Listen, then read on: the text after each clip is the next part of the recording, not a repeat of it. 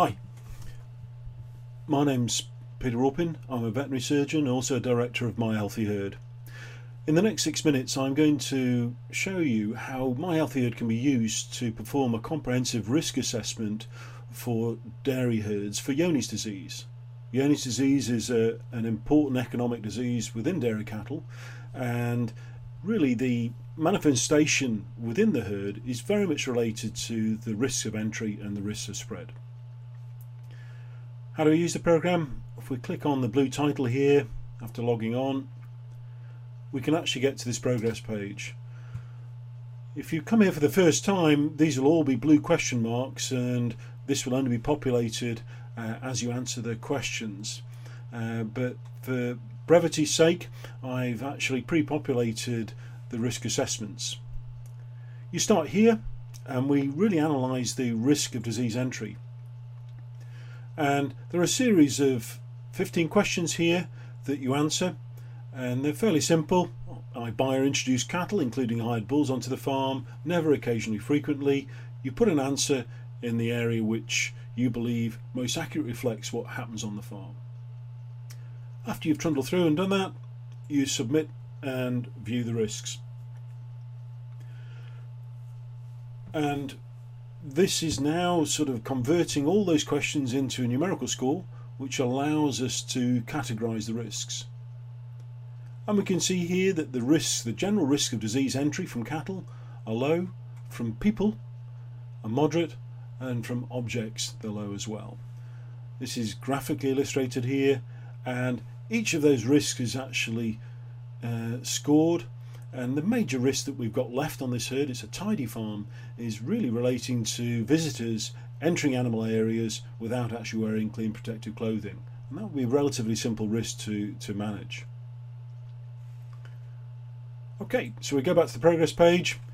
So we can see here, after answering those sort of 14 questions, we've actually really performed a comprehensive general risk assessment for disease entry for the farm.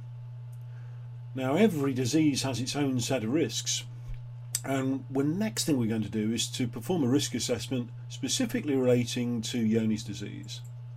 And we follow the same format, but these questions now relate to Johne's disease, and they are broadly divided into the historic purchases of cattle, access to streams and waterways, the actual presence of sheep and rabbits, and also what we do with slurry, which is also quite a significant risk.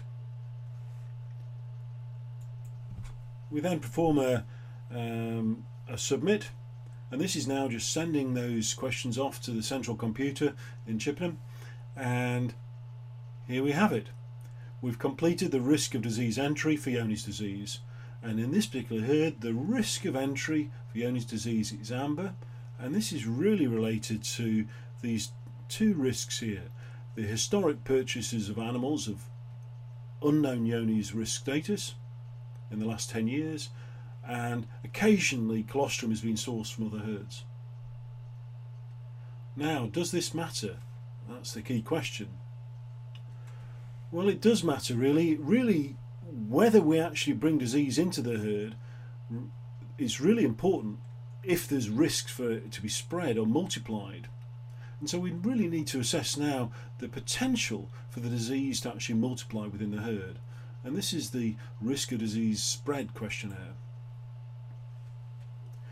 Now, this is quite detailed. There are 4 areas here: cow to calf, milk and colostrum, young stock and adult risk of spread. And these are split up over 24 questions. And this will actually take some time to go through, but this is an important disease, and it's probably worthy of 10 minutes of your life to go through and work through the questionnaire. Once we've actually answered those questions, again we submit the actual risks, and they will be scored. And if we actually know what the risks of entry are and the risks of spread, we are well set in terms of predicting the likely prevalence within the actual herd. And in this particular herd, the major area of we need to focus on are cow to calf risks. This is basically Johne's positive cows or infected cows spreading infection through to the calves, typically in the calving areas. There's also some risks relating to milk and colostrum. So overall, the risk of spread for Johne's disease is categorised as high, and the reasons why is that in this particular farm a communal calving pen is used. There is no testing of the cattle at this stage, and as a consequence there is a risk that infected cows could spread the disease through to the actual calves. The calves will actually stay in the pens for more than 6 hours, and this also sort of further increases the risks. Raw and pasteurised milk and waste milk is fed to the calves, and again there is some pooling there, pooling of colostrum and milk, and these are potential risks as well. So, where are we now? We've actually completed the risk assessment.